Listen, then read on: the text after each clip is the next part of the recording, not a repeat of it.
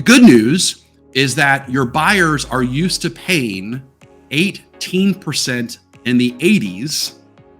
And so it's important to make sure that you have the right basis of comparison.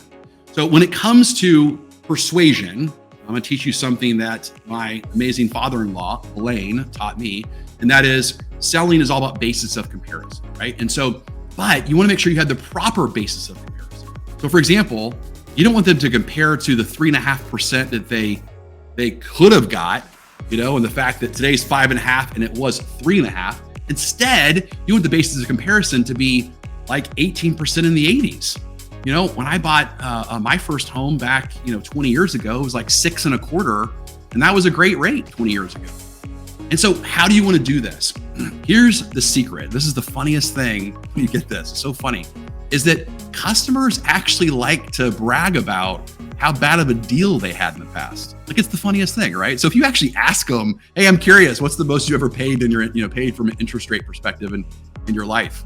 They'll tell you, oh, when I was a kid, I paid 18% or da-da-da, or, I remember the times when it was 8%, or like it's almost like they like to brag about the bad deal they got, right? Well, that's an important thing for you to know, because whatever they say creates power over their life. You want them to say what their rate was, and then here's your response back. Your response back is, well, at least it's not that.